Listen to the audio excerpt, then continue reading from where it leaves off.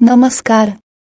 डोटी जिल्लाको जोरायल गाउँपालिका 6 र कैलाली जिल्लाको चुरे गाउँपालिकाको सीमा क्षेत्रमा रहेको फल्टुडे बजार तथा आसपासका गाउँहरूमा वर्षौंदेखि खानेपानीको गम्भीर समस्या रहेको स्थानीयहरूले बताएका छन्।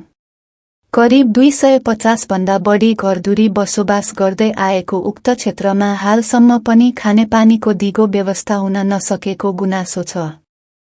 स्थानीयका अनुसार दैनिक उपभोगका लागि आवश्यक पानी ल्याउन 3 किलोमिटर भन्दा टाढासम्म पुग्नुपर्ने बाध्यता रहेको छ। मोटरसाइकल हुनेहरूले मोटरसाइकलमा, साइकल हुनेहरूले साइकलमा तथा अन्यले पिठ्यूमा बोकेर पानी ल्याउनुपर्ने अवस्था रहेको उनीहरू बताउँछन्। खानेपानी अभावले सर्वसाधारण मात्र नभई सरकारी कार्यालयहरू समेत प्रभावित भएका छन्। स्थानीय इलाका प्रहरी कार्यालयले समेत वर्षाको पानी ट्याङ्कीमा सङ्कलन गरी लुगा धुने तथा अन्य प्रयोजनका लागि प्रयोग गर्नुपर्ने अवस्था रहेको जनाइएको छ। स्थानीय बासिन्दाहरूले खानेपानी समस्याको समाधानका लागि पटक पटक सम्बन्धित निकायको ध्यानाकर्षण गराए पनि स्थानीय, प्रदेश तथा संघीय सरकारबाट प्रभावकारी पहल हुन नसकेको आरोप लगाएका छन्। उनीहरूका अनुसार खानेपानी अभावकै कारण गाउँका धेरै युवाहरू रोजगारी र सहज जीवनयापनको खोजीमा तराई तथा शहरी क्षेत्रतर्फ बसाई सर्न बाध्य भएका छन्। स्थानीयको भनाइमा हालसम्म धेरै घर परिवार गाउँ छोडिसकेका छन्।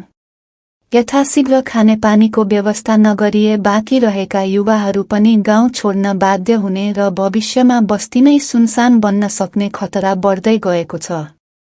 पानीको समस्या समाधान नभए भोलिका दिनमा गाउँमा वृद्ध मात्र बाँकी रहने अवस्था आउन सक्छ, एक स्थानीयले भने। अन्ततः उनीहरू पनि गाउँ छोड्न बाध्य हुने अवस्था सिर्जना हुन सक्छ।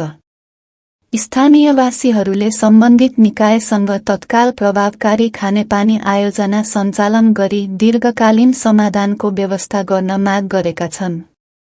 नाइस टेलिभिजन, सुदूरपश्चिम प्रदेश ब्युरो, धनगढी। दर्शकबिन, अहिले हामी जोरायल गाउँपालिका वडा नम्बर 6 उल्जेमा छौँ। यहाँ लगभग 200 देखि 250 परिवारले आजभन्दा धेरै वर्ष अगाडि बसोबास गर्दै आउनु भएको छ, तर पनि पानीको समस्याको कारणले गर्दा यहाँका स्थानीय बासिन्दाहरू अहिलेको पिँढीहरू बसाइ सर्दै तराईतिर सर्नु परेको अवस्था छ। यो कैलाली र जोरायल गाउँपालिका जोडिएको यो फल्टुने सहर हो, जो सानो एउटा बजार हो।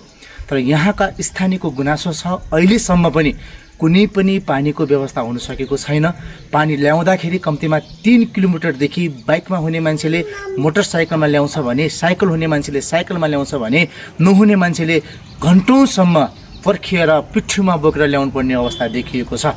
र सँगसँगै यहाँ फल्टुने चौकीको अवस्था पनि तपाईँलाई म अवगत गराउन चाहन्छु। यहाँ लुगा धुँदा, आफ्नो सुस्ताहरू धुँदा आकाशैभरको पानीलाई जम्मा गरिकन त्यो पानीले उहाँले प्रयोग गर्नुभएको छ र खानाको लागि मात्रै टाढाबाट ल्याउनु परेको छ। अहिलेसम्म स्थानीय सरकार र प्रदेश सरकारको कुनै पनि स्वामित्व नरहेको, कुनै पनि यसमा ध्यान केन्द्रित नभएको स्थानीयको गुनासो छ। नाइस टेलिभिजनको साथमा सुदूरपश्चिम ब्युरो, धनगढी, कैलाली।